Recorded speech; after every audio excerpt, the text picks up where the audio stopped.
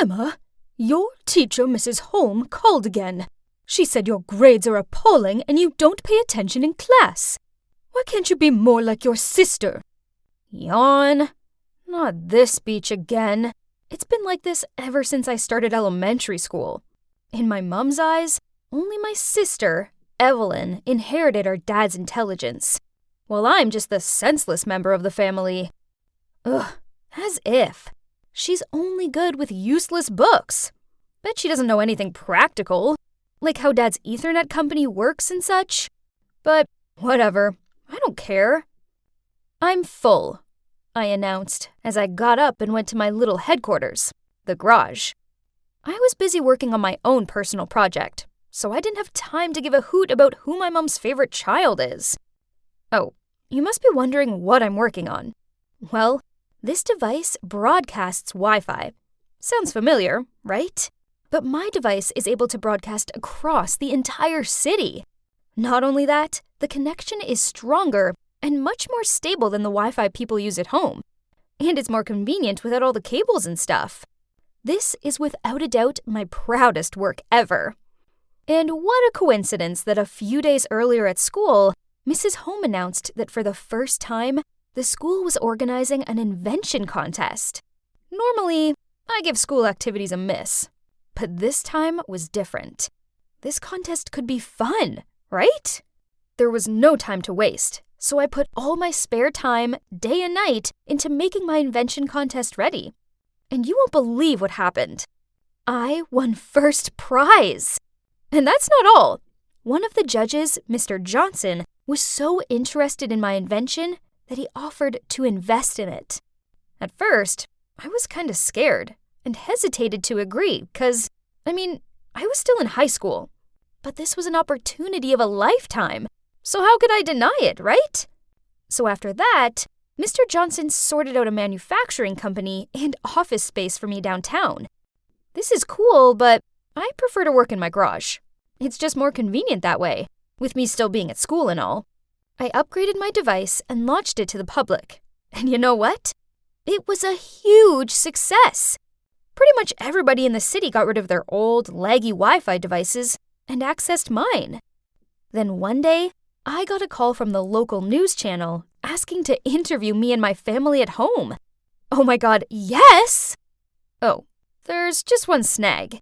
I hadn't told my family about it yet because, I don't know. Maybe I just know there's no way they'd believe me?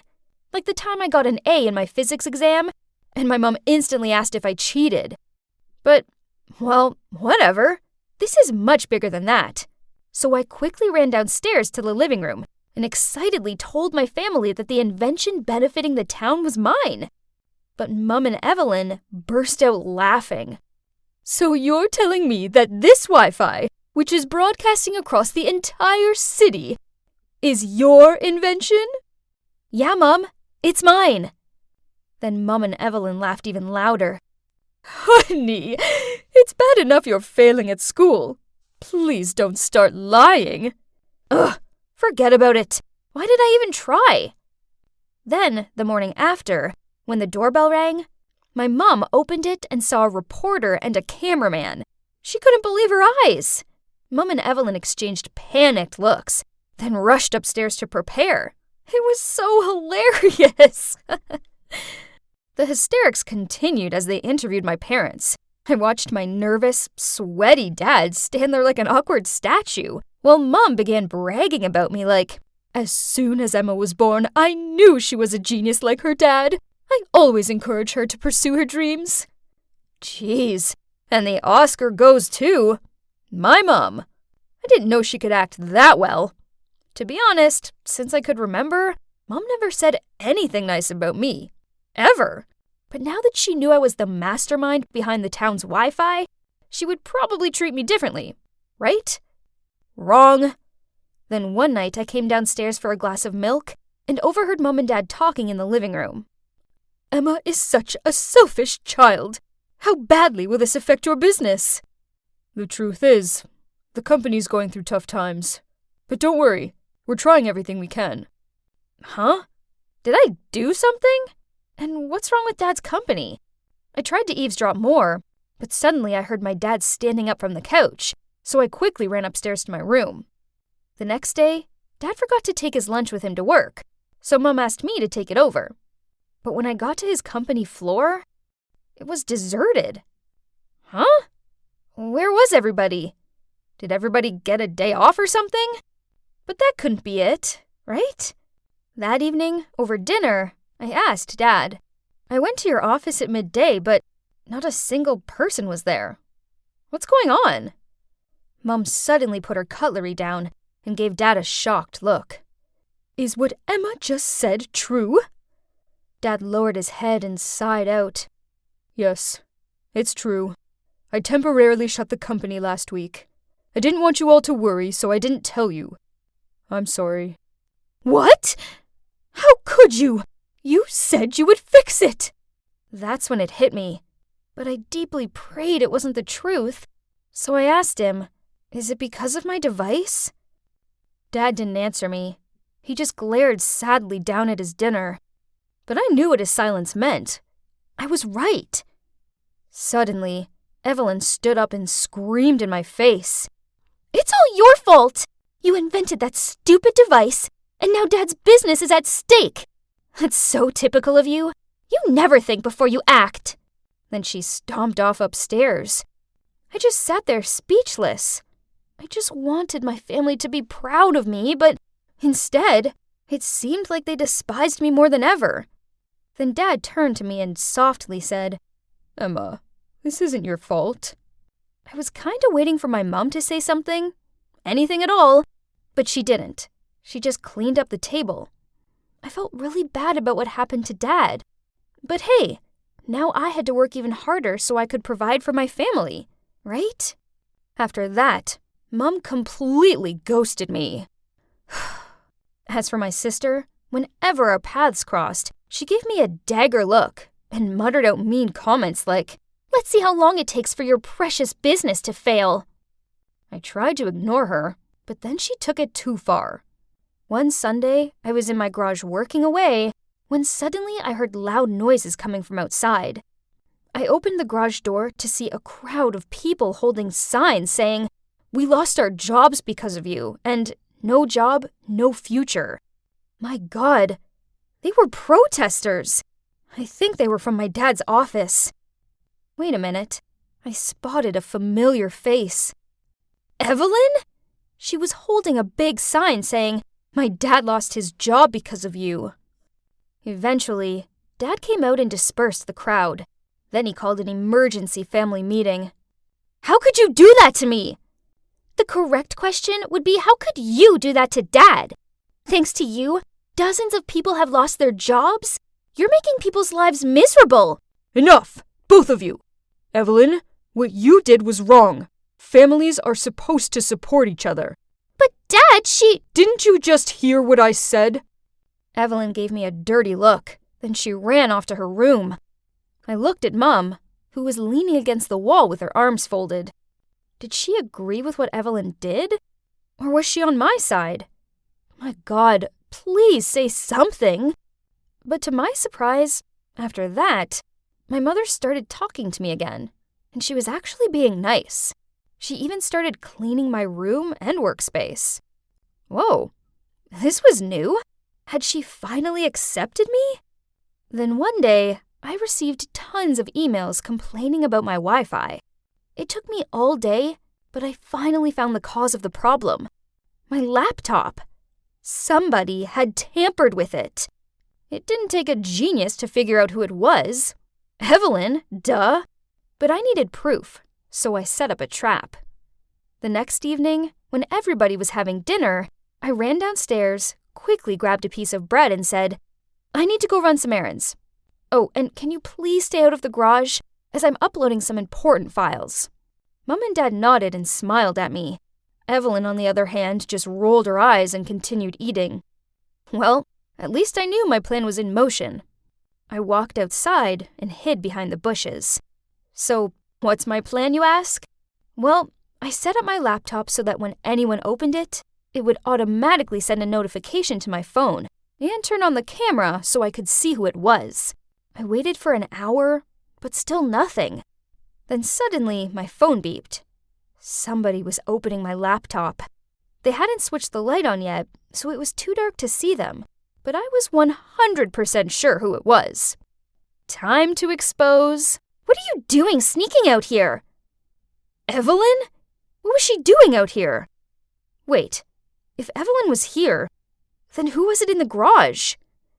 Not answering Evelyn's question, I ran like crazy into the garage to capture this intruder. And as soon as I turned on the lights, I couldn't believe who was messing with my laptop. It was Mom! What on earth was going on? I called a family meeting and told everyone what Mom did. Dad and Evelyn looked shocked and asked Mom why she did it. I just couldn't stand seeing your dad suffer anymore. He put his life into that company, and now he's just a laughing stock. Do you realize our neighbors and relatives have been gossiping about him? They think it's so pitiful that he lost out to his own daughter. So I did what any self-respecting wife would do. Was she serious? Why didn't she just talk to me? All I ever wanted was for her to talk to me. Nothing else. But no, she decided to go behind my back and try to sabotage my business instead.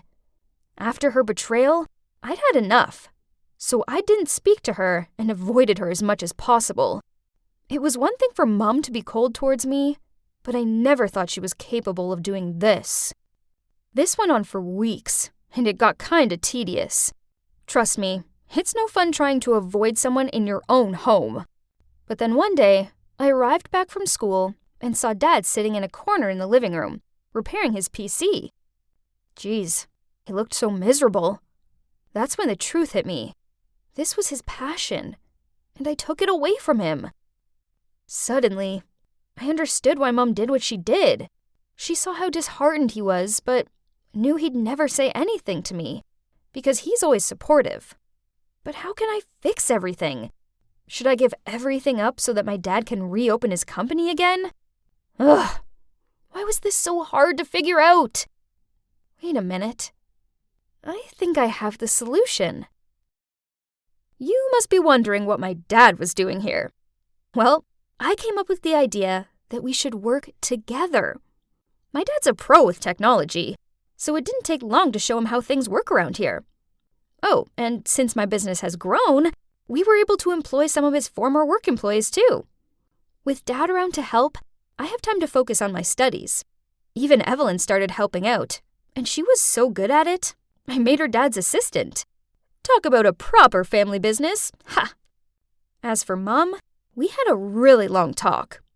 I finally told her how awful her attitude towards me made me feel, and she apologized for everything she had done.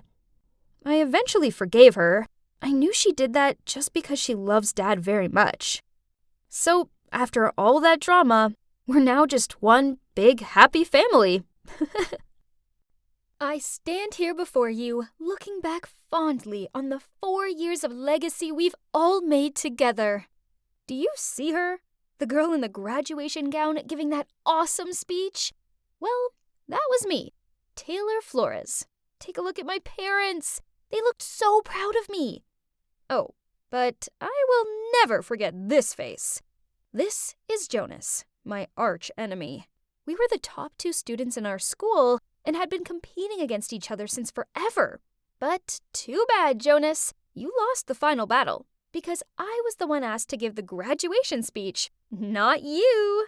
It's safe to say that I had it all figured out after high school. First, I would move to New York to attend the most prestigious college in the city, majoring in English, of course. Then, when I graduated from college, I'd write my first novel, then publish it to acclamation and glory. Now, that's what I call a perfect plan. Just wait for it. You will see my face on thousands of book covers. Taylor Flores' time has come. I want those pages by the end of Friday, else be prepared for a pay cut this month. Ugh! I hate deadlines! As you can see, my life didn't exactly turn out as I planned. What went wrong, you ask? Well, after I graduated from college, I pursued my writing dream. But every agent and publisher I sent my novel to rejected it. I kept pushing myself to write more, but then I ended up having writer's block. I couldn't create stories anymore, so I decided to switch to writing for newspapers. I used to think that if I had to write for a newspaper, then it'd at least be a famous one. But life is not a fairy tale. On the contrary, it's actually cruel and unfair.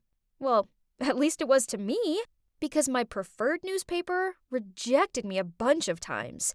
So now I ended up here, working for this unknown news website with an all-time grumpy manager. Okay, so back to what was happening at the office. Suddenly, my phone buzzed through an email. Oh no, it's an invitation to my high school reunion. No way I could go back to my hometown and see everyone. They'd all see what a loser I'd become and I'd be the joke of the party. All the worst-case scenarios were running through my mind until a call from Amelia came. It's my bestie from high school. She asked me if I was going, and I told her never in a million years. If you don't go, then everybody will assume that you failed in life and you're too ashamed to go. So the best thing you can do is to attend and keep your head up high. Man, Amelia really had a point, and was great at persuading other people. No wonder she's now a lawyer. Ugh. So here I was, in front of the venue, feeling so nervous that I thought I may throw up. But it's now or never, right? I just needed to put my game face on. I entered the room to a load of unfamiliar faces. Huh? Was I in the wrong place? I was about to leave when I suddenly bumped into somebody and fell on the floor. Ouch! I looked up. It was a chubby lady who was holding her baby in one arm and gripping a toddler's hand with the other. I instantly apologized. I'm so sorry. I hope I didn't hurt the kids. Oh, it's fine. You're lucky my belly was big enough to block you. She then paused and took a closer look at me. Is that you, Taylor? You look great. Let's get inside. The party just started. Wait, she knew me. But who was she? I guess she did look familiar. Maybe I should wait for Amelia and ask her, as she had kept in touch with most of our classmates. I looked around, trying to find someone familiar to have a chat with, but my gosh, why was it so hard? But then I saw a woman who had beautiful, long blonde hair, and I instantly knew who it was. Jessica, the hottest and most popular girl in high school, and the captain of the cheerleader team. I walked over to her, and we began to catch up. We chatted a lot, and she was so funny. I don't remember her being so hilarious. My God, you're so funny, Jess. Hey, Jessica! I heard Amelia shout. I looked over at her, and she was walking towards someone else. It was the chubby lady from earlier. So, she's Jessica? Oh my, she definitely changed a lot. But if that was Jessica, then who was this? Thank God I didn't say her name earlier. I excused myself from this mystery person, then whispered to Amelia, asking who the lady was I was talking to. Beats me. Why don't we ask her directly? She then did exactly just that. The lady gave us a playful smile, saying, Try guessing. Are you Ashley? Nope. Natasha? Wrong. Tiffany? Negative. Wait, are you related to Jack Miller? You kinda look like him. Almost correct. Oh my, she wasn't related to Jack Miller, 'cause she is Jack Miller. Well, now she's Jill Miller. Turns out she never felt comfortable being a boy, so after high school, she underwent transgender surgery. Wow, that's incredible. I kind of felt overwhelmed, so I went to the bathroom to freshen up. On my way out, I saw a familiar face. It was Luke, the most handsome guy in high school. He was picking up trash and putting it in the garbage can. Aw, what a nice guy. We talked for a bit and... Oh, turns out he works here as the janitor. He was the one who recommended organizing the reunion here, and he was cleaning up as much as possible so later it wouldn't take him so much time. For real? Who would have expected that? I went back to the party and saw Amelia talking to a guy. Oh, who is this handsome dude? Amelia beckoned me over and introduced him to me. I couldn't believe my ears. It was Jonas, my arch enemy, the chubby dwarf Jonas with a face full of pimples, now resembled an Abercrombie and Fitch model. Jonas just told me that he's been promoted to a higher position in his company. Ugh. Seemed like he still kept his bragging habit. Some things never changed. Suddenly, Jonas asked me, "And what about you, Taylor? How has it been going for you lately?" Oh, snap! I couldn't tell him that I was working for this awful news website. That would be so humiliating. So, thinking fast, I blurted out that I was a managing editor for this huge newspaper in New York. Jonas and Amelia looked at me in shock. In your face, Jonas. If I had a mic, I would definitely drop it. I asked Jonas what position he was promoted to, and he replied, "Oh, I got Chief Technical Officer." Huh, nice try, but it was no match for my amazing job. I won that battle, loser. Well, in general, the reunion went pretty well, even though I had to lie about myself, but whatever. It's not like I was gonna see Jonas again, right? Wrong. A week later, I received a Facebook friend request from him. First, I ignored it, but then a few days later, he texted me via Messenger, asking why I didn't accept him on Facebook. Ugh, that was so annoying. Fine, but first I had to readjust my page. I needed to hide photos, statuses, and tags that were related to my company. Done. Then Jonas began to text me. "It was nice seeing you the other day. Would you like dinner sometime?"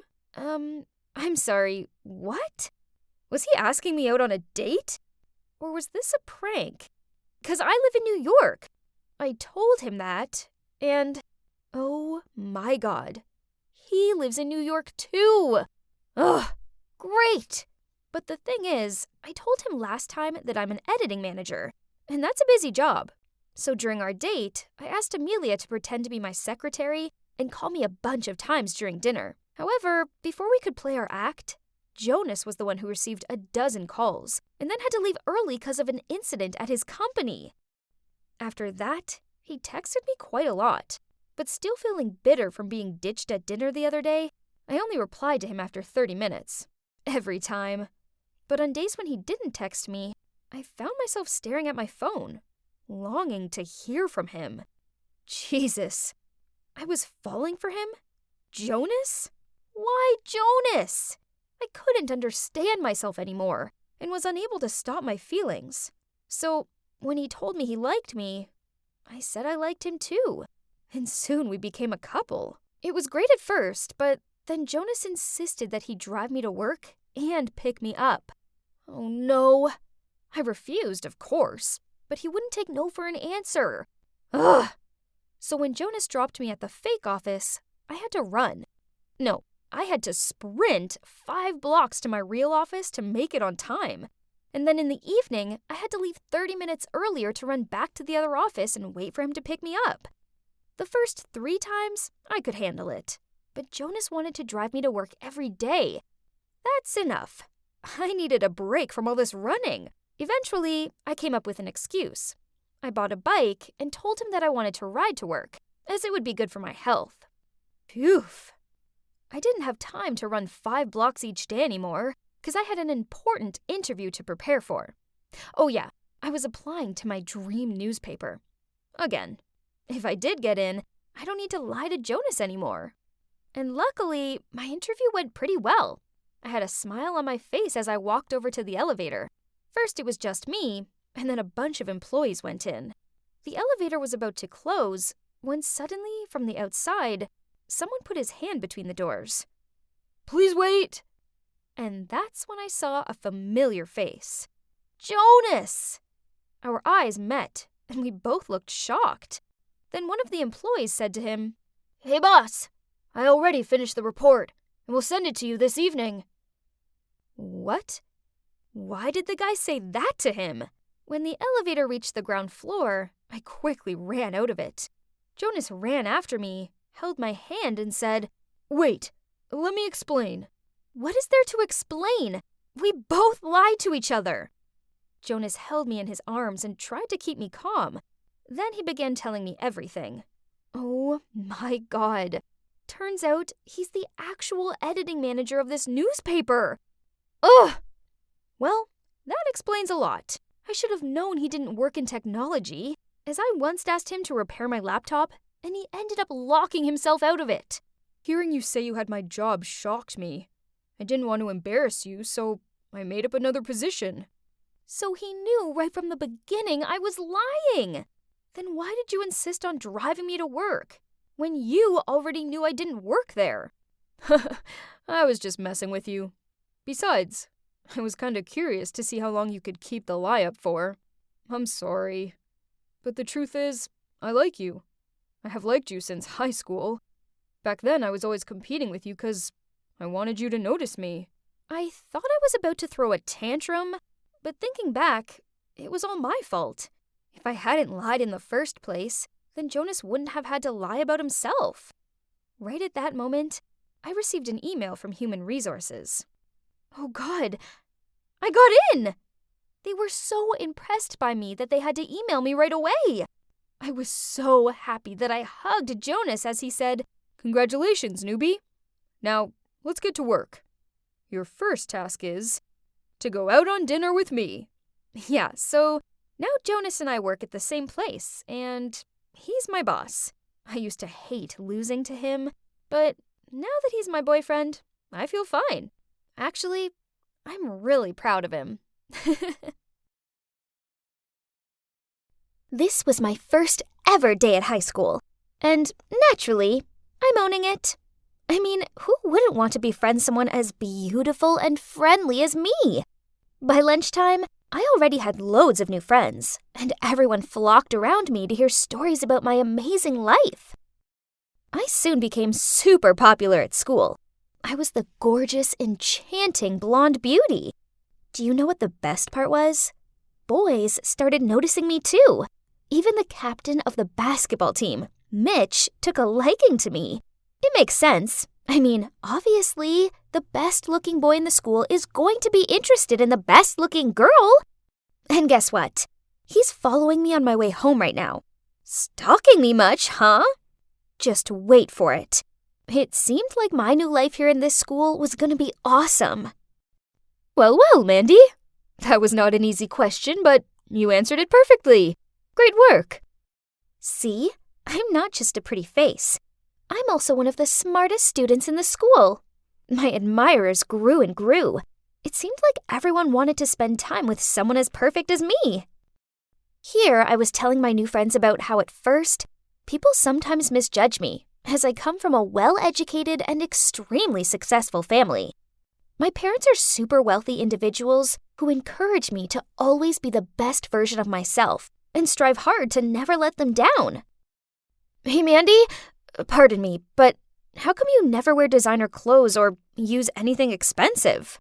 She looked down at my tatty-looking sneakers. I see why it might seem a little peculiar, but you see, I dress this way because my parents value the importance of being humble. That's also how I live. Goodness is better than beauty, right? Then I pulled out my phone and showed them the grades from my last school. Everyone gasped at me for being so excellent. I was loved, admired, adored. But of course, being this amazing meant that there's just gotta be quite a few kids being jealous of me. I mean, I suppose I couldn't blame them.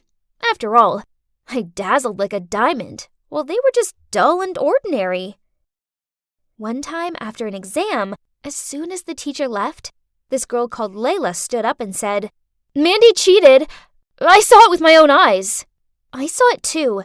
She checked her phone during the exam. Everyone was gasping in shock. Right at that moment, the class president, Marshall, shouted, Hey, quit it! We all know Mandy's a great student. There's no way she cheated." Huh, that's what I'm talking about. Layla and Susan must be bursting with envy that their petty plan to ruin me didn't work. And the class president, he came out of nowhere to protect me. He must be another one of my many admirers. But, sorry, Marshall, I'm way out of your league. A girl like me needed a handsome, rich, mature kind of guy. These boys at school are cute, but they're just boys. They're beneath me. One time I was in a rush and didn't have time to search my locker, so I accidentally took the wrong textbook with me to class. Seeing my mistake, Layla and Susan immediately jumped in. Uh-oh, what's this? We thought Miss Perfection here never messed anything up. I didn't even have a chance to say anything, as this Beth girl spoke up. Hey, cut it out! Who doesn't make mistakes once in a while, huh? Here, you can share mine. Oh, wow, this girl was kinda nice. It was good to have an ally to deal with Layla and Susan. So, at lunchtime, I joined Beth's table. We started chatting, and she was clearly fascinated by how amazing my life was. Great, now I had a faithful sidekick. Hey, Beth, help me do the homework for today, okay? Again? I have to attend a very important party with my parents tonight. There will be politicians and plutocrats. I won't have time to do homework. Now I have to go home early to get dressed and do my makeup. Bye! I didn't need to turn around to see her funny, bewildered face. She looked like that every time I asked her to do my homework. But it was worth it, right, Beth? She got to hang out with the hottest prodigy in school, me. So a little bit of extra homework was a small price to pay for such a privilege. You know, to me, that homework was nothing. I just didn't have time for it. I had to admit that having Beth around was very convenient. She made sure my grades stayed top of the class, leaving me time to play polo, go to the golf club, and attend charity functions with my parents. She also let me borrow her dresses, bags, makeup, and this super cute pair of high heels. My friends admired me, strangers idolized me, my teachers adored me, and I had a wonderful, loyal best friend. Life was perfect. Until one day, as I was shimmying along the hallway, I noticed something odd. People weren't giving me their usual looks of adoration. Instead, they were turning their noses up at me. Huh? What was happening? Hey, Beth, do you know what's going on? People are acting really weird. She just shrugged. I don't know. Let's see. I tried to tell myself that it was no big deal, but I couldn't shake off the feeling that something was wrong. Then later that day, my worst fears were confirmed. As I entered the classroom, Marshall came over to me and waved his phone in my face. Good game, Miss Perfect. Turns out you're just a big fat liar. I looked at his phone and saw a long post with a lot of photos attached. There's a big title saying, "The Truth About Mandy the Liar," and each photo came with a caption. Mandy's house is actually very ordinary. She lives with her grandparents. There are no luxurious mansions or wealthy parents. When Mandy just came to the school, she made friends with everyone, bragging about her fame, fortune, and popularity.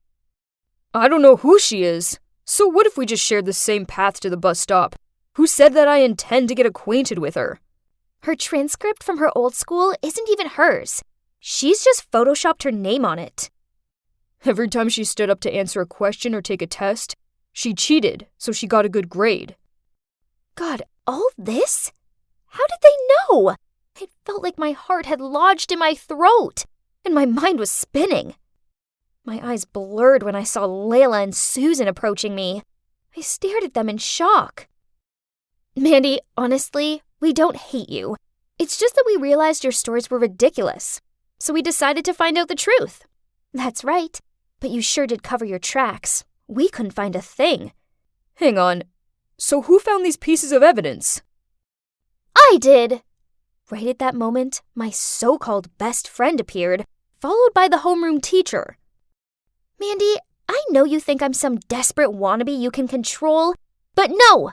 I soon worked out that everything you said was a lie, so I gathered evidence to prove it.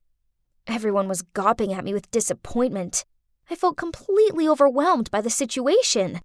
This couldn't actually be happening. I pinched my arm. Ouch! It was as painful and as real as what was going down before my eyes right now. Beth continued. It's not good for you to live a lie like this. Who even are you? Ah! Reality images started flooding into my mind, making my brain feel like it was going to explode. I grabbed my head and ran out of the classroom. When I opened my eyes, I found myself in the hospital. The homeroom teacher was sitting next to me, and my grandparents were also there. They all looked very disappointed. Mandy, the principal was very angry and was about to expel you. But it was Beth and her friends who convinced him to let you stay. What? Beth? But she was the one who exposed me. Noticing my surprise, the teacher continued. After seeing your reaction, Beth realized that perhaps you had a psychological problem, so she convinced us to help bring you to the hospital for diagnosis. I looked up at my grandparents. They were all in tears. Unexpectedly, I burst out crying. I longed so much to have a dream life full of fame, riches, and admirers that I drew a vision for myself in another reality. I was so absorbed in that illusory scenario that I forgot my own reality. This was last month, and I'm currently on medication for my delusions, and I'm also seeing a therapist. Right now, I'm on my way to see Beth, Layla, Susan, and Marshall. No, I'm not making it up. I really am meeting them. Oh gosh, there they are. This is scary, but it's something I've got to do. So I took a deep breath, then taking my therapist's advice, I spoke from the heart. Hi guys, thanks for coming. Firstly, I want to apologize for lying. The truth is, I've lived the lie so much that I could no longer distinguish what was real and what wasn't. My therapist helped me see that this all began after I lost my parents. Part of my subconscious craved for this dream life so badly that I created a new one. This way I didn't have to accept the truth, which is that my parents have passed away and I live with my dirt-poor grandparents. When I finished talking, I looked at them, half expecting them to shout at me or something, but instead, Beth smiled at me and said, "It took a lot of guts to come here and say that." I'm sorry, too. I shouldn't have outed you like that, but I didn't know you were ill. Same. I'm proud of you. Me too. Me 3. Now, when are we gonna order cake? So, what now? Well, I'm still taking my medication and talking to my therapist. I can now tell the difference between the make-believe and reality.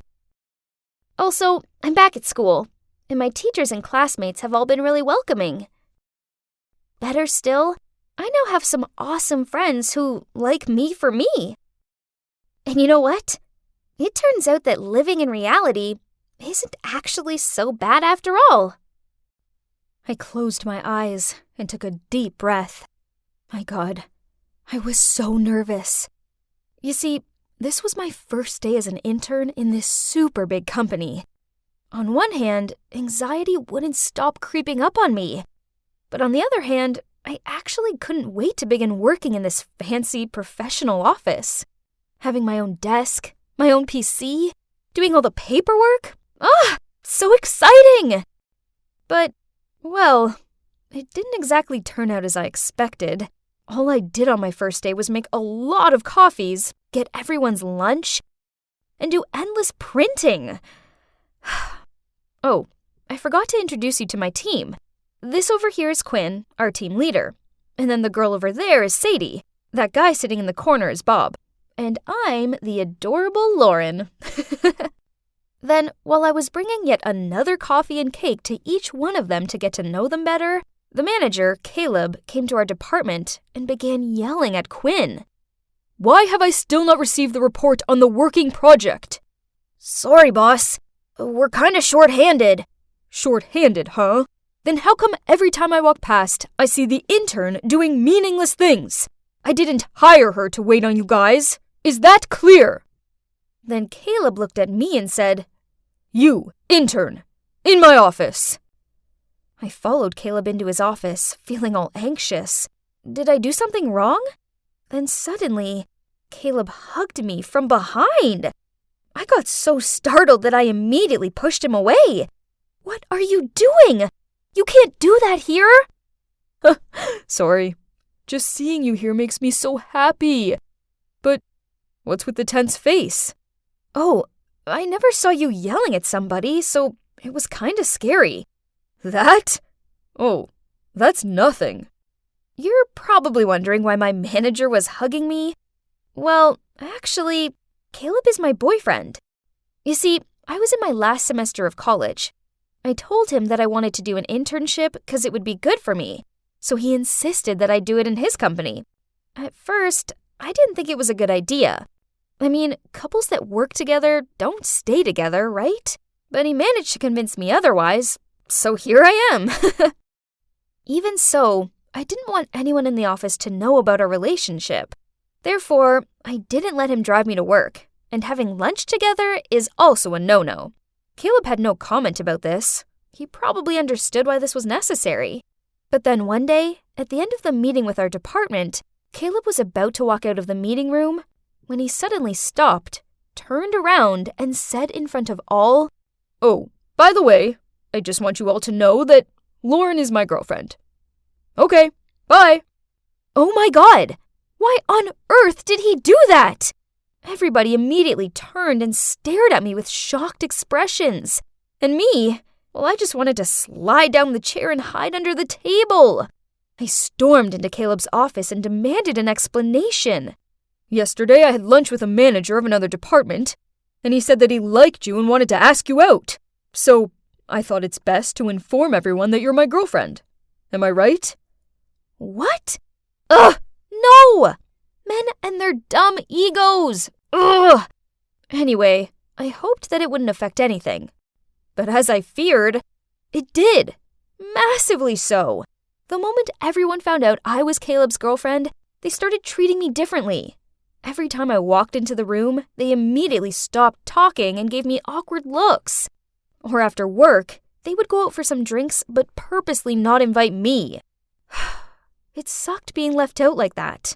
And then one day, it got much worse. I arrived at the office extra early as there was an email I needed to send out before 9.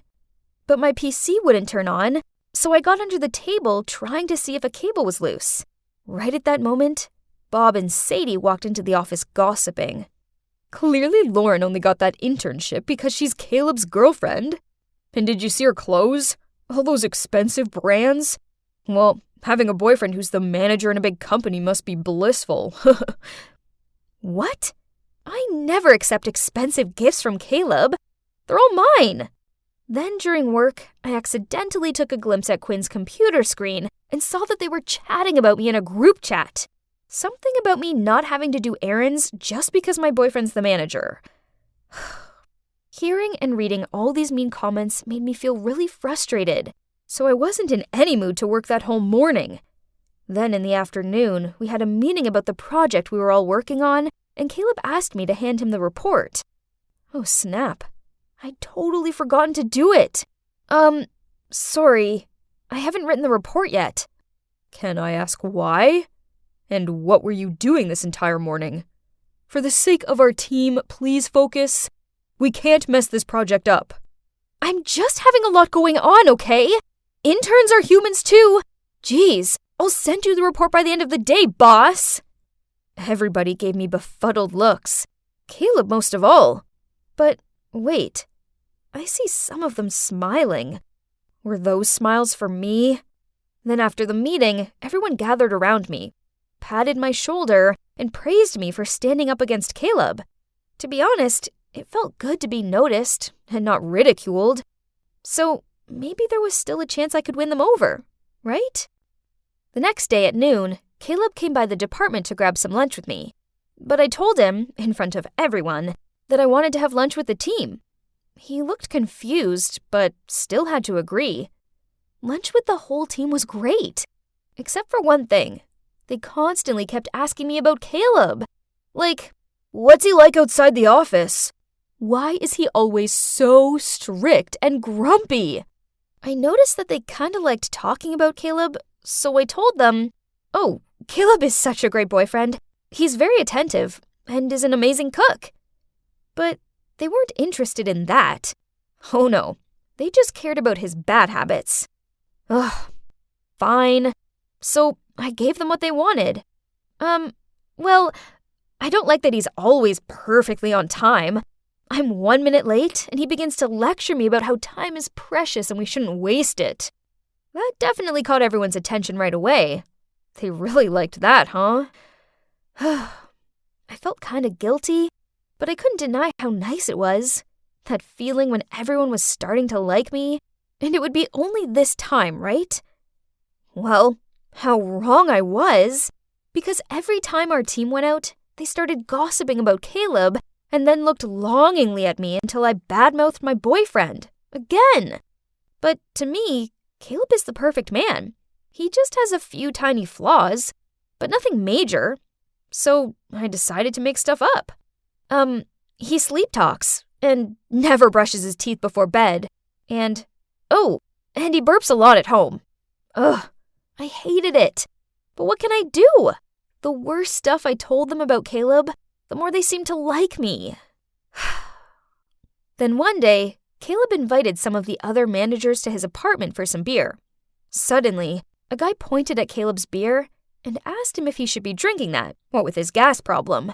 Oh no. Then this guy told a confusing-looking Caleb that everyone in the office was gossiping about him. Luckily for me, he just shrugged and said he didn't want to hear about idle gossip. Phew, that was close. But then something terrible happened. Some of my fake rumors reached Mr. Smith's ears, the general manager. One day I walked past Caleb's office and heard Mr. Smith yelling at him. Something about Caleb resigning as manager because there was a rumor that he pushed other staff who dared to argue with him to quit. Oh no! I only made that up on purpose so the others would be afraid of him and stop talking about him. It's all my fault. So as soon as Mr. Smith walked out of Caleb's room, I ran after him and said, "Please wait. I can explain." What do you mean? I took a deep breath to calm down. Then I began to explain to him that I was the one who spread that rumor and that it was 100% not true. Please don't force him to resign. It's all my fault. Oh, sweetie. Why did you do that? I'm sorry, Dad. I was stupid and acted like a child. It's okay. But gotta say, I'm disappointed, Lauren. I will talk to Caleb later. Hope you've learned your lesson this time, and don't you ever do that again. Understood? Yes, Dad. Then he walked away. I let out a sigh of relief when, suddenly... Dad? Are you calling Mr. Smith Dad? Oh no! I didn't notice that Caleb was standing behind us. Well, the truth was finally out. As you can see, Mr. Smith, the general manager of the company, is my dad. But nobody, not even Caleb, knew that. Then Caleb continued. Why didn't you tell me that Mr. Smith is your father? And why did you spread that awful rumor about me, Lauren? Why did you do that to me?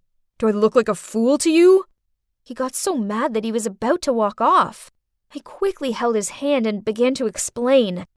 I didn't tell you Mr. Smith's my dad because I was afraid you'd feel pressured and wouldn't want to be with me anymore. Caleb didn't say anything. He just stood there silent. So I continued. About the rumor, I'm so sorry. I messed up, but please, you need to understand. From the moment everyone knew I was your girlfriend, they started gossiping about me and leaving me out. I felt so hurt and lonely when all I wanted to do was fit in. Until this one time, everyone talked to me again as I unintentionally complained about you, and they treated me like a friend after that. But they're always hungry for more gossip about you, so I had to make some up, and I eventually lost control. I'm so sorry, Caleb. Caleb let out a sigh, then hugged me. I'm sorry that happened to you in the office. I didn't know you were struggling. Next time, you have to tell me. Don't hide things like that, okay? I nodded with a smile and silently thanked my generous boyfriend. Yet I almost ruined his career just to please those talkative coworkers of mine. But fortunately, things turned out well between us in the end. Eventually, people found out that Mr. Smith was my father, 'cause, well, eyes and ears were everywhere in this company. You can't hide anything. Then they began to gossip that Caleb was only dating me because of the managing position. Man, they'll never stop, will they? But anyway, I don't care anymore. My internship soon ended, and I decided not to come back to this company, obviously. I will find a more suitable environment. But actually, the time as an intern there taught me an important lesson. that you shouldn't care what other people think of you and just stay out of all that office drama. It's really exhausting. Oh, we couldn't make a tiny single profit this month. Again? Business is so slow these days. Oh no, it's already past 5? Gotta go pick up Lucy. I rushed over to Elena's house. She's my best friend. She often helps take care of my daughter Lucy so I can work extra hours. No matter how tough things were going for me, at least I still have Lucy. Even on the worst days, one look at her angelic smile, and I realize things aren't so bad after all. Why the long face? Has this month been as hard as last month? I nodded, sadly, and entered the house. It's been even worse. I just want to earn enough money to provide a nice life for Lucy, but I'm barely breaking even. I looked over at Lucy, who was playing with her dollies on the living room floor. I plopped down on the sofa while Elena brought me a cup of tea. Things will get better. I just know it. How about I read your tarot cards to see if things will improve for you? Yeah, right. Let's just assume those fortune-telling things are right. I'm not into the spiritual stuff, but Elena swears by it. I suppose it can't hurt to hear what she has to say, right? She made me shuffle the cards, then laid some out on the coffee table in front of me. Oh, that's interesting. Hey, Nora, seems like your life's going to change sooner than you think. Destiny is telling me that it'll be tomorrow after work at the bakery close to your shop. It looks like you'll meet a man. A rich one. I stared down at the cards. How on earth was she getting all this information from them? Yeah, whatever. Thanks for looking after Lucy, but I better take her home and make her dinner. Pfft, who would believe those fortune-telling tricks? But, come to think of it, I'm also desperate. With all the lockdowns and Brexit, my little candle shop in the south of England wasn't going so well of late. No amount of 2-for-1 offers or sales events were helping. Ugh. I'm down to single digits on the money my parents lent me to open up the shop. Then there's Lucy to think of. In her 3 years of life, she has already been through so much, including her father abandoning us both. I want to provide an amazing life for her, not cause us both to end up homeless. Ugh. I may as well do as Elena said. I mean, it's not like I had anything to lose. So the next day, I closed up the shop early, then with Lucy in tow, walked toward the bakery. There didn't seem to be anyone about. Looks like Elena was oh so wrong. Oh, miss, I'm so sorry. I brushed bits of pastry off me and glared at this man. Okay, so it looked like he's only a few years older than me, but why is he wearing such old-fashioned clothes? And what's with his awful hairstyle? This has to be the man Elena was talking about, right? But he's so not my type. But I suppose if dating him changes everything, then... Oh, cute kid. He pointed at Lucy, who was cuddling her favorite doll. Yeah, this is my daughter Lucy. Sometimes I swear she loves that doll more than me. She won't let it out of her sight. He chuckled, then nervously scratched his head and said, You're a good mother, I can tell. Are you going this way? He pointed up the street. I nodded, then started walking alongside him. Okay, so he's called Dylan. He's an engineer and he's just moved here for work. We exchanged numbers and you know what? We've been texting quite a lot. Soon we started hanging out, and he's not so bad, albeit a little on the boring side. Lucy seems to adore him, though. He pulls silly faces to make her laugh and buys her sweets. He even took us both to the zoo. OMG, it was so good. And Lucy loved seeing the penguins. So when he told me he liked me and asked me out on a date, I said yes. Okay, so he's not my usual type, but he's rich, caring, and good with Lucy. Besides, it's all too much to be a coincidence, right? Elena's tarot reading must have come true, and he's the guy who's going to change my luck. Hey, all the romantic dates out to the restaurants and places were kind of fun. And even better, business was improving. This was great and all, but dating Dylan was getting kind of tiring. I like the guy. He's sweet and kind, but I don't have feelings for him. One time after a delicious meal, he walked me home. Then, on my doorstep, he gushed out about how much he liked me, then leaned in for a kiss. Panicked, I darted out of the way, causing him to trip over and almost fall into a bush. Another time, he took my hand when we were walking through the park. I then just stood there while he gave me this soppy look and said, Nora, I really like you, and I know you like me too because you're not letting go of my hand. It made me feel so awkward, so I just pretended I had something in my eye, then changed the subject. Good luck charm or not, I couldn't carry on like this anymore.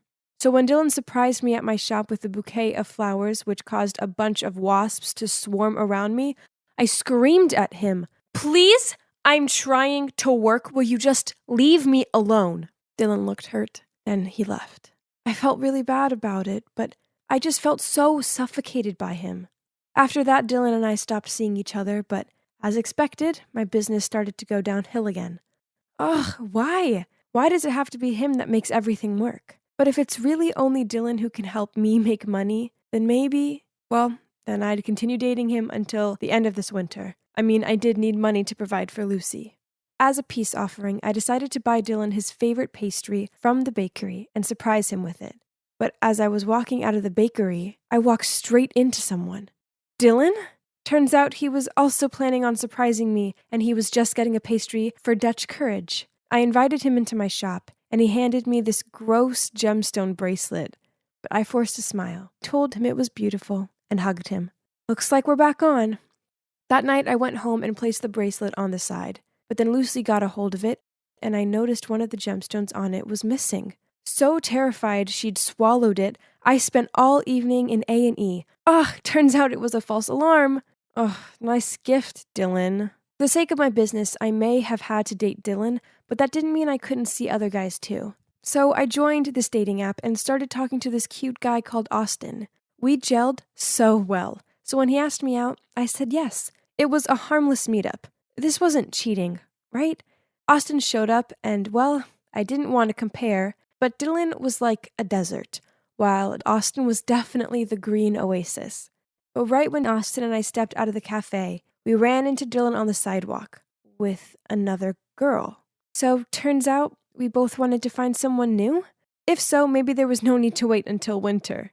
So Dylan insisted on coming round, and naturally he wanted to know who Austin was. I mentioned how we were both seeing other people, so it was fine. But turns out the girl I saw with him was just a friend. It was time I was honest with him. So I told him how he was a good luck charm for my business, and that's why I continued to date him. He clutched his chest and gave me this heartbroken look. Then he just nodded and left. I felt really bad about it, but at least it was over now, right? I went back to raising Lucy the best I could, trying to salvage my failing business and dating Austin, but in the end it didn't work out with him. The weird thing is I found myself thinking about Dylan all the time. Just the cheesy things he said and his quirky ways. I couldn't help but think that if he was here now, life would be so much better. OMG, the realization hit me.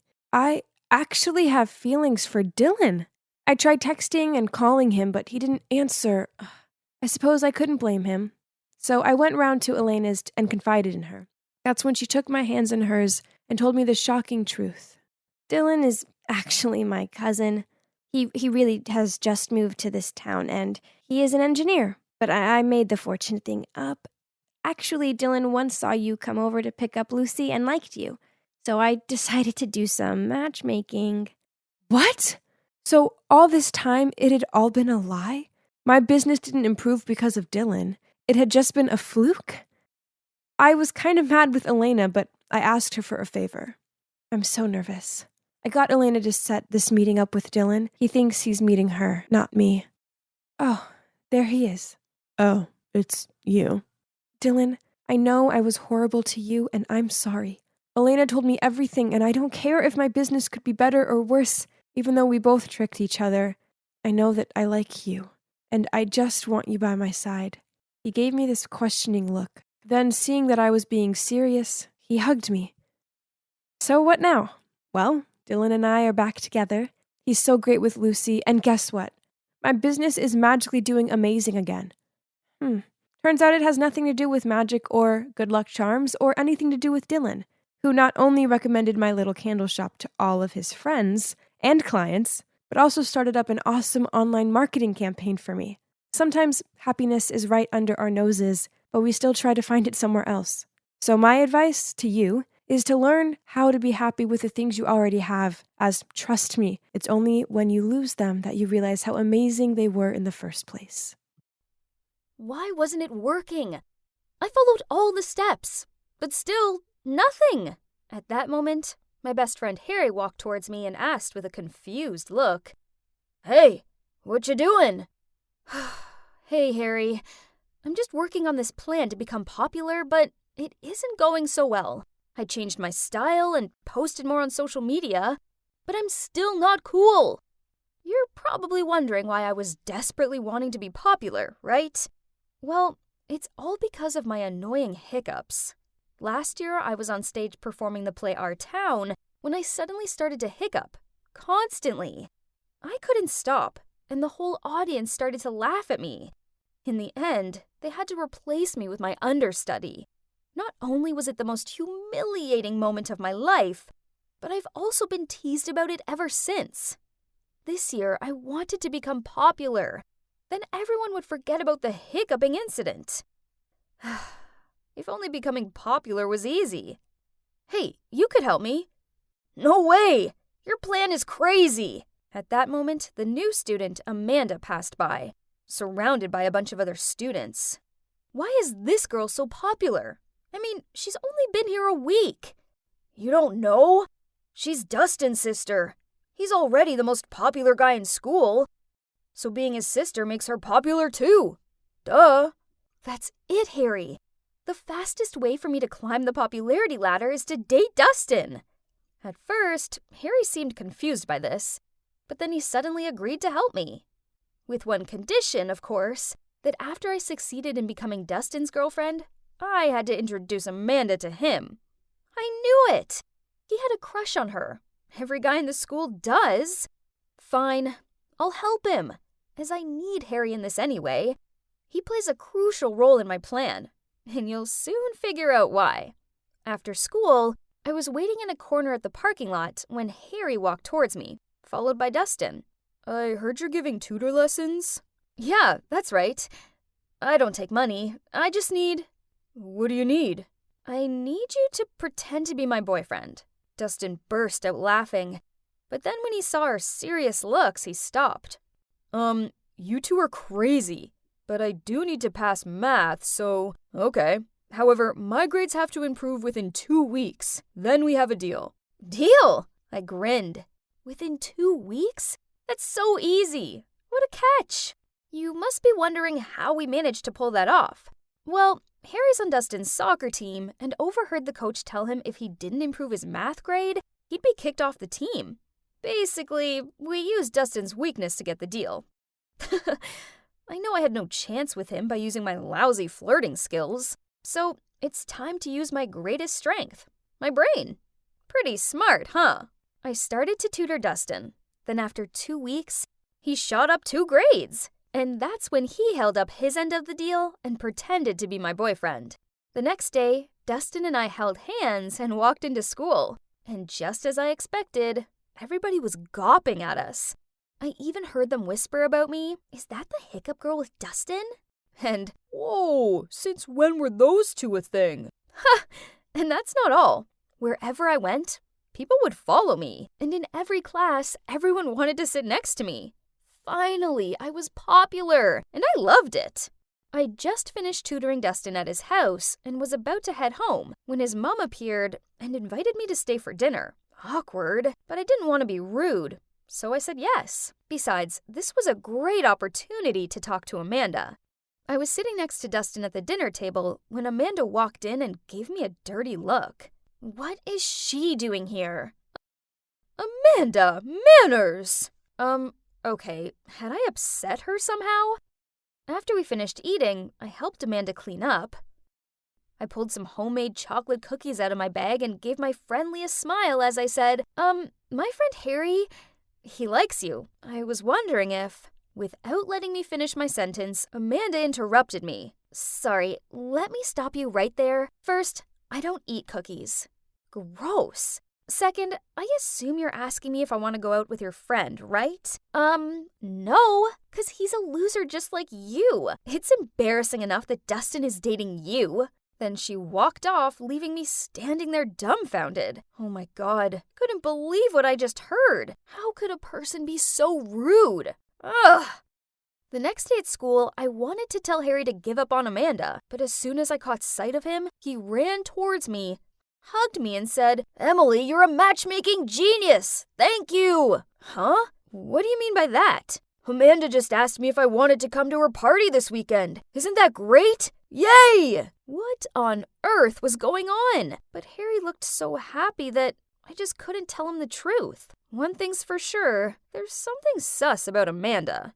Of course, I was going to that party too, 'cause I was Dustin's girlfriend, remember? Wow, we were actually at a cool kids party. Our first time ever. This was awesome. Harry even got a bit emotional. What a baby. Dustin and I teamed up to play beer pong, and it was so much fun, and unexpectedly, we won! We were so excited, and both of us cheered with joy and hugged each other without thinking. Oops, didn't see that coming. But what happened next was even crazier. Everybody started to cheer, kiss, kiss, kiss. Oh boy, they couldn't be serious, right? I just laughed it off and hoped everyone would stop. But no, they just kept cheering on. Suddenly, Dustin grabbed my face and kissed me right on the lips.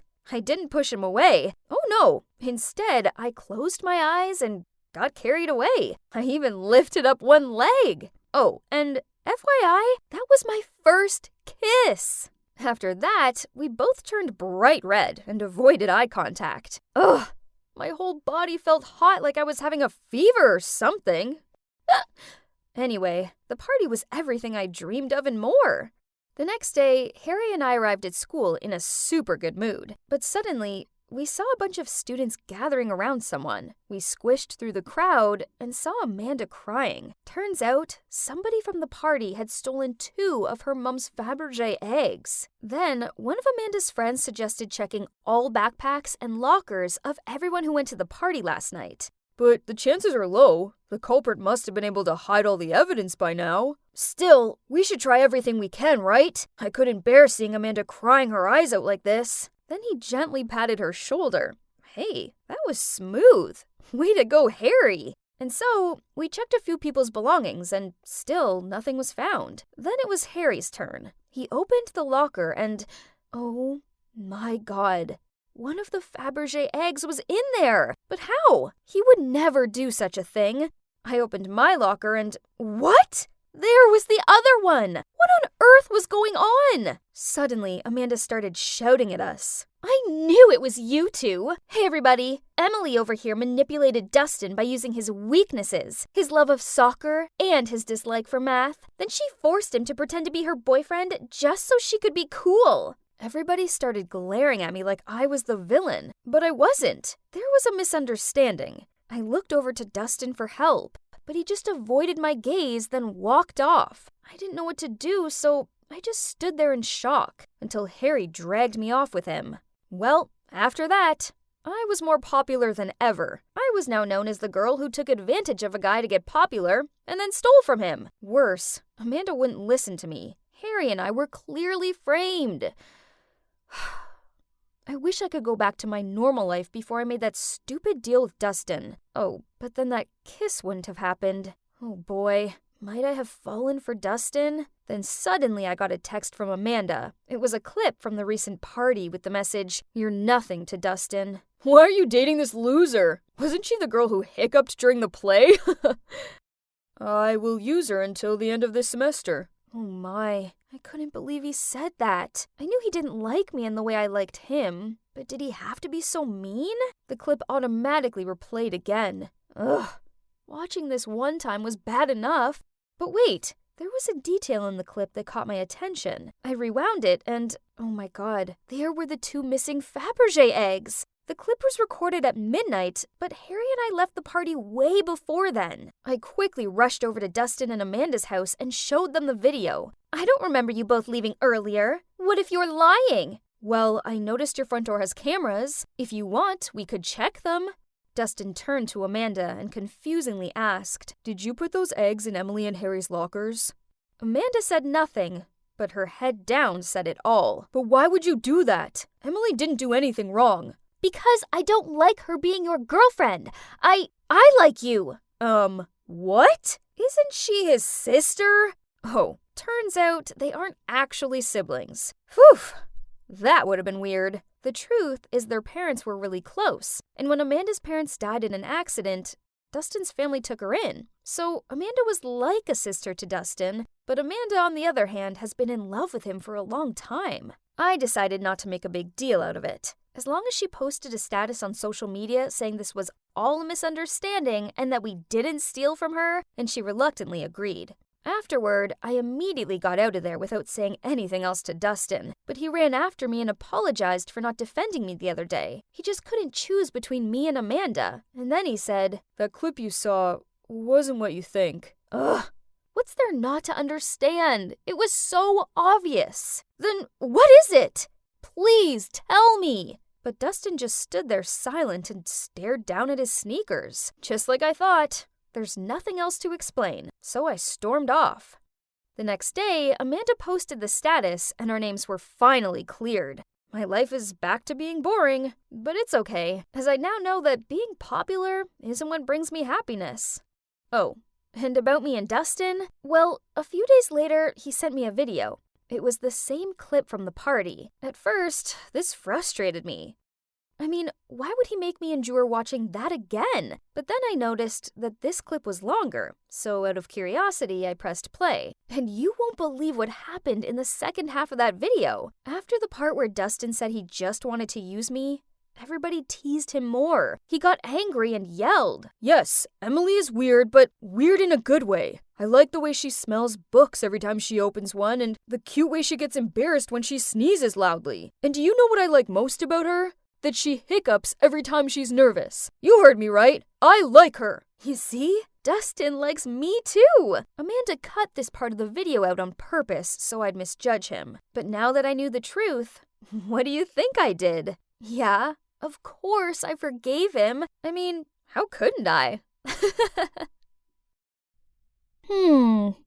I wonder what's taking Valerie so long. She's been in that changing room for ages. Valerie? Is everything okay in there? Don't force it if it doesn't fit. No, this is the last dress in store. I just need to breathe in for a bit longer. So? It's beautiful, isn't it? Valerie spun around. Then suddenly, yep, trying to squeeze into a dress 2 sizes too small for her, then it'd split.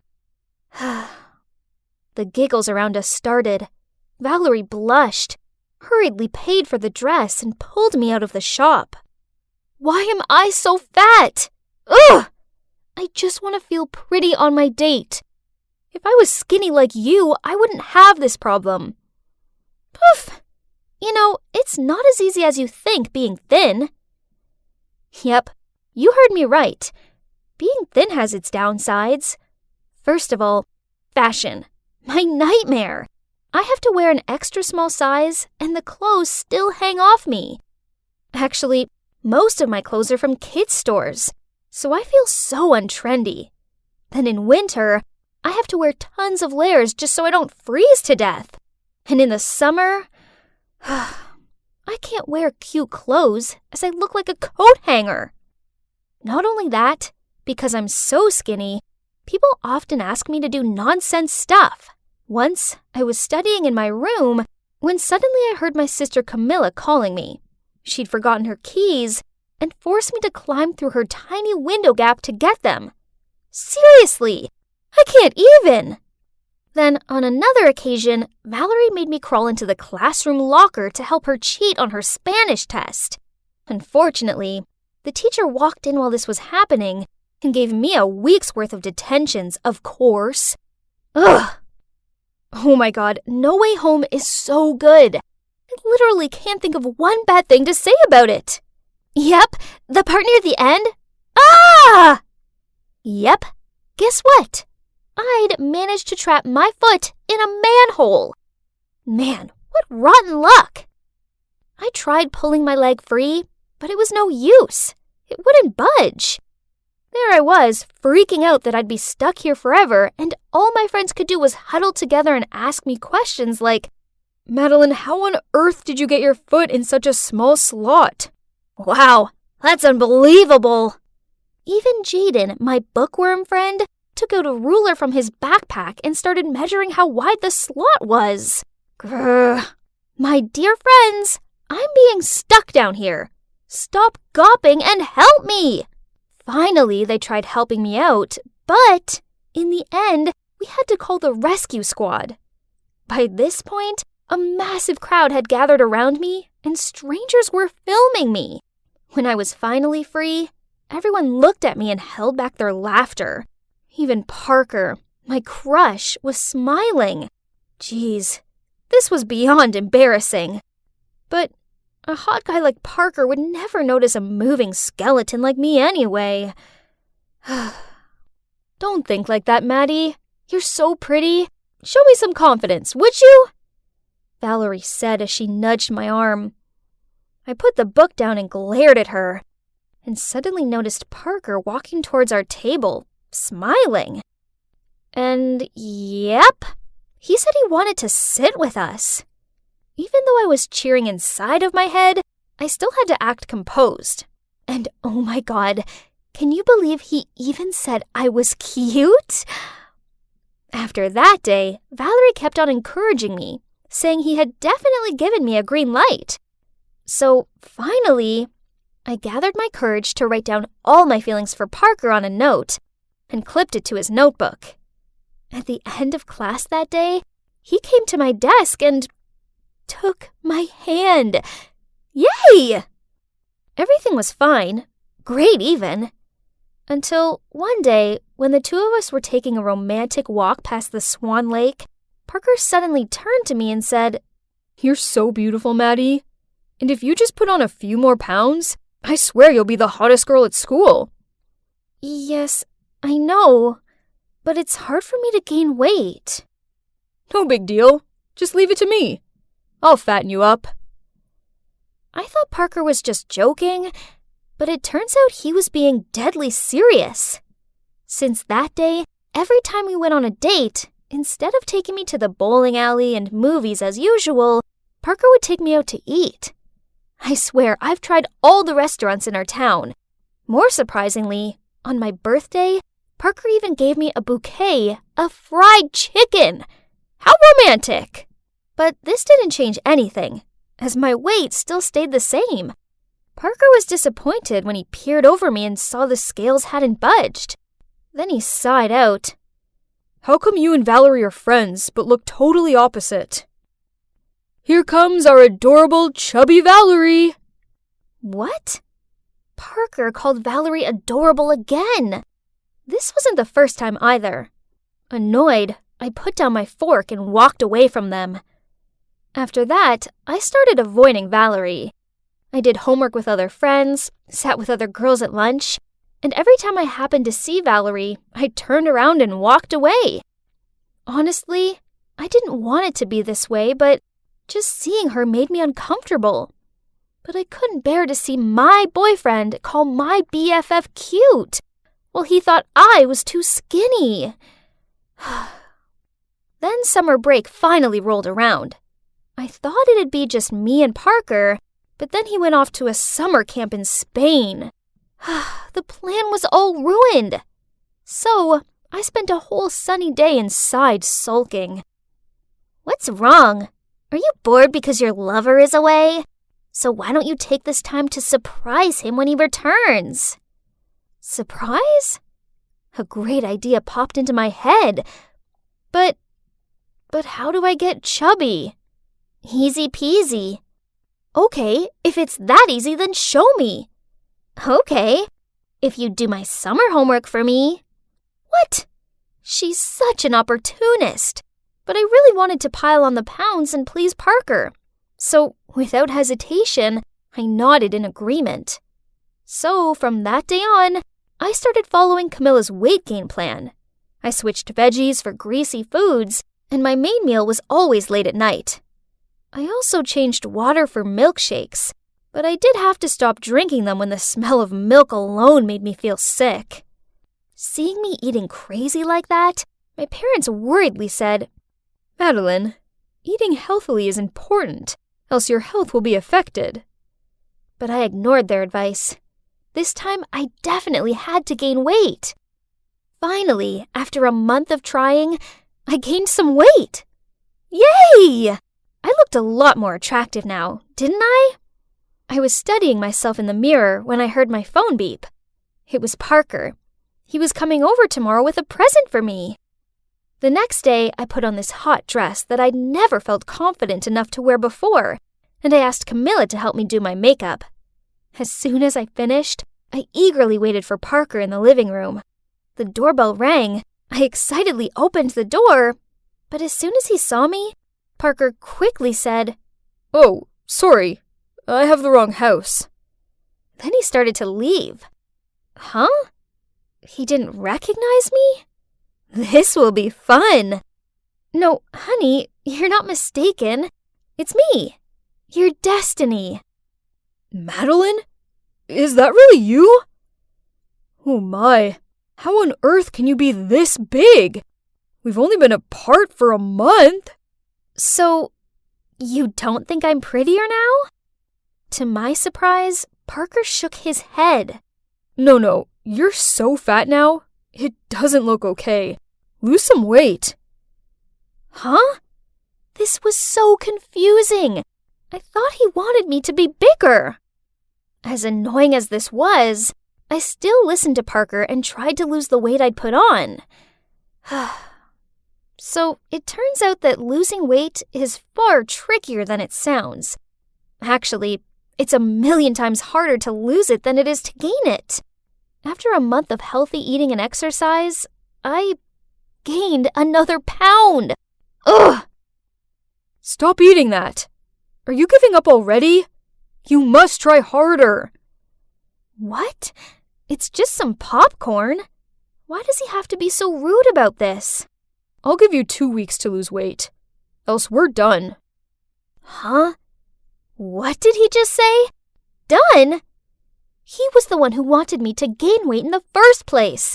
Now he was threatening to break up with me if I didn't lose it. How ridiculous. You know what? I don't need 2 weeks. Let's end it right now. It's clear you never loved me at all. You only like my appearance. If you truly cared about me, you wouldn't care what size I was. Then I walked off. Ugh! How could I have been so stupid? For the entirety of my relationship with that jerk Parker, I was blindly following him. I only cared about pleasing him, and it cost me so many things, including my best friend. I needed to apologize to her right away. I nervously knocked on the door, then waited. Finally, Valerie opened it, but on seeing me, she went to shut it. I'm so sorry. Just let me explain, please. Valerie, I'm so sorry. It was all because I was afraid Parker would leave me for you. But I realize now that he's a massive jerk, and I was an idiot for ever trying to change for him. Jeez, you're crazy. Parker is totally not my type. I scratched my head and told her about how terrible Parker had treated me and how I'd foolishly listened to him. Man, that douchebag! Then she hugged me. Valerie confessed to me that she'd been trying to lose weight by lowering her calorie intake, but the pounds weren't coming off. And worse still, she felt weak and tired all the time. I nodded in agreement with her. So, from then on, Valerie and I made a promise to love ourselves, regardless of what size we were, and to never let anyone try and change us. And look, that's Walker and Joel, our awesome boyfriends who love us just the way we are.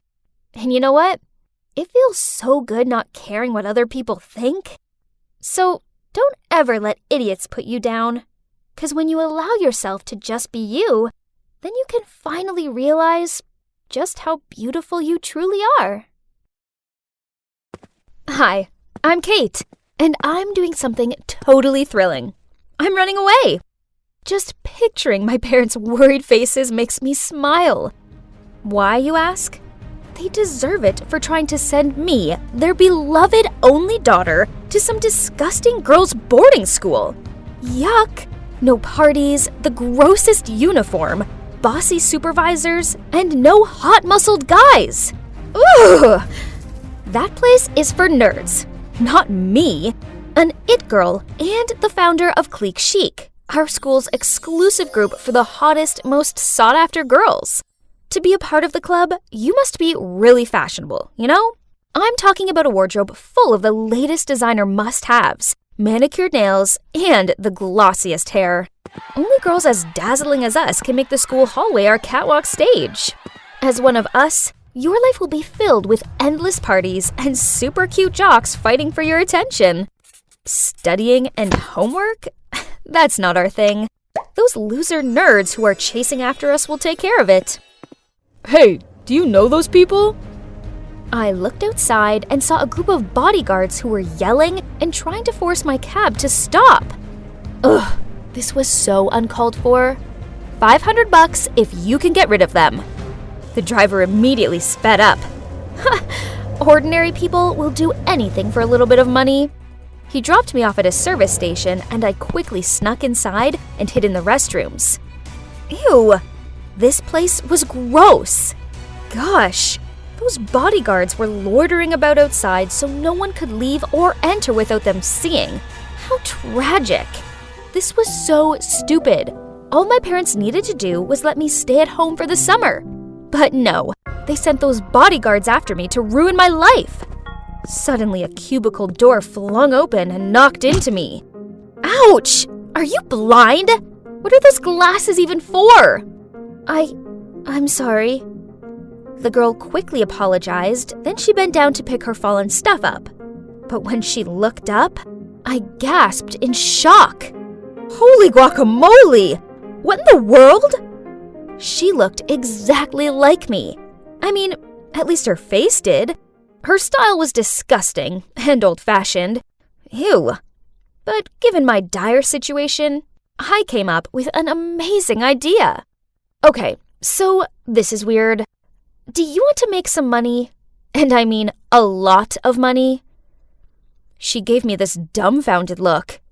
Ew, I hope I didn't get frown lines like she did when I screwed up my face. They were ghastly. I have a really lucrative job for you. As you can see, we have similar faces. Freaky, but fortunate. So I need you to pretend to be me and live my rich life for a month or two. Here's my Twitter account. Just skim through it. You can learn everything about me there. It should be enough for you to play the part and avoid my family's suspicion. And here's your payment. I rifled through my bag and handed her the rest of the cash. Jeez, this must be a huge amount for her, as her eyes lit up like she was seeing money for the first time, and she immediately took it. We quickly exchanged clothes, and as instructed, she went outside to hand herself over to the bodyguards. Freedom! Now bring on one long, hot summer of fun. But first, I have to go shopping. Wearing these old-fashioned, disgusting clothes made me want to puke. Oh no! My parents have locked all of my credit cards. I can't even buy a soya milk iced latte now. Oof! How could my parents be so cruel? The worst part is, I had stupidly given all my cash and my phone to that girl. With no other options left, I reluctantly searched the girl's bag. A few old-fashioned clothes, some stupid books, and an unbranded lipstick? Huh? Was that all? How can people live like this? But, what's this? In her small notebook was a train ticket and an offer letter to work at Homestay Allen. So, looks like she's going there for a summer job. Hopefully that homestay has a bath with scented candles and a pool for me to sunbathe by.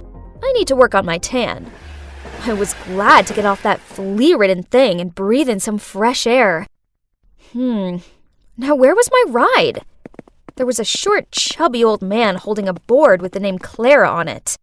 The name on the train ticket was Clara. So this meant he was here for me? He didn't even have flowers with him, and he could have at least combed his hair.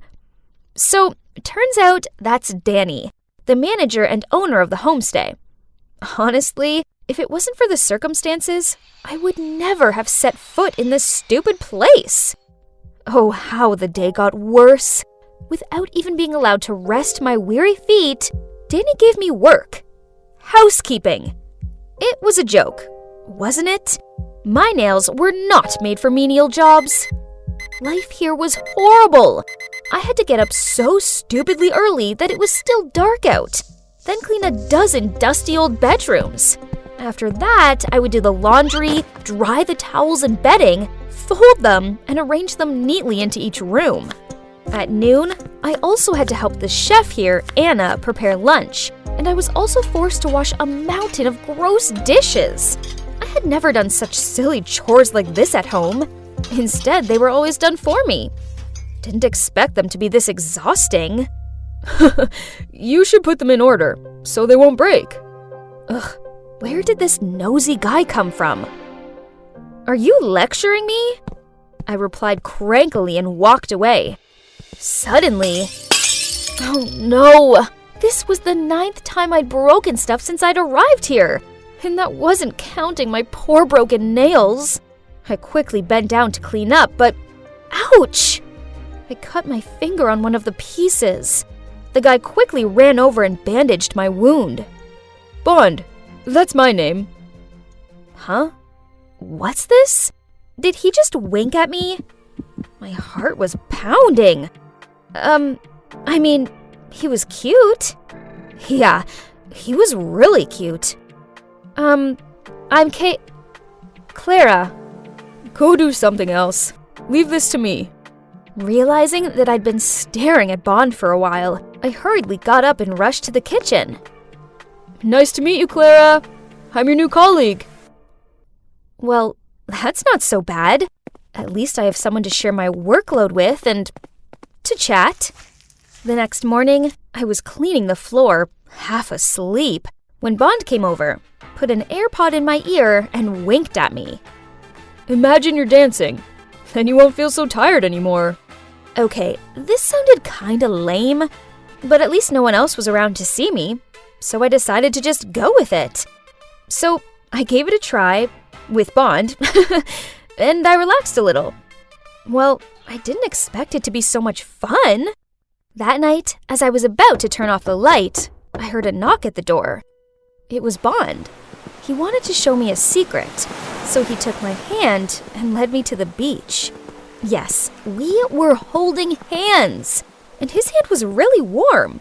He took me to a sandy beach and shone his flashlight at his feet. Something was moving under the fine white sand. Ew! What was that? I clung to his arm in fear. Aw, little turtles! I exclaimed as they slowly emerged from under the sand. Yes, they're cute, aren't they? Let's give them a hand. They have to get to the sea before dawn. I hesitated because I thought this was so stupid. When the sun rises, they'll be easily spotted and eaten by predators. Fine. Since Bond pleaded, I had no choice but to sacrifice my sleep to escort the baby turtles to the sea. Why would their mom just abandon her babies like that? Their mom protected them when they were eggs, and now it's time for them to start fending for themselves. I bet they don't mind. You see, they're all trying their best to crawl towards the sea. But it was us who helped them. Then they'll be very grateful to you. And so am I. Whoa, I'd never felt like this before. It felt like my heart was aching, but in a good way? Thinking about it, I suppose this was the first time I'd ever helped anyone before.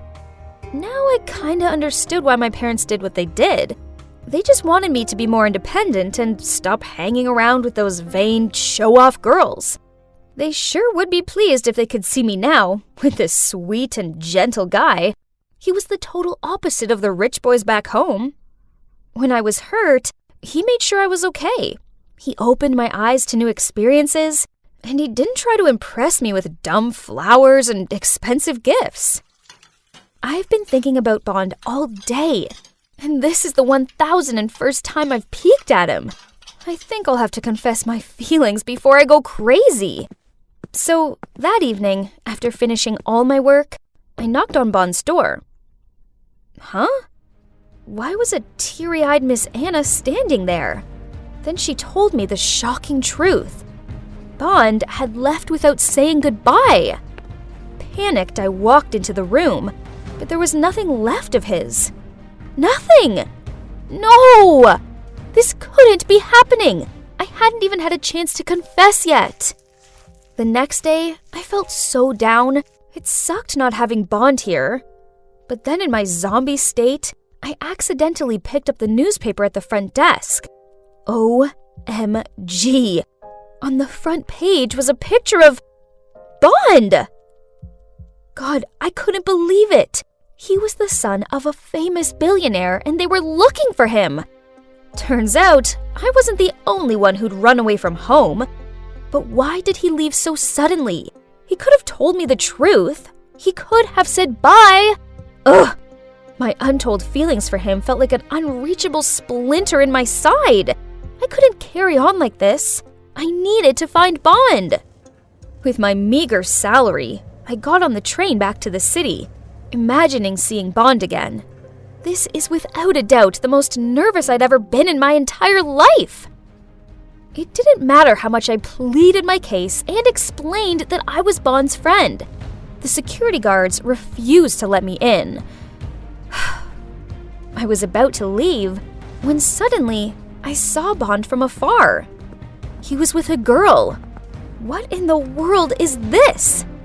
I tried to strain my eyes to see. My God, isn't that me? No, it's the girl I hired to pretend to be me. What was she doing with Bond? And why did they look so close? Could it be?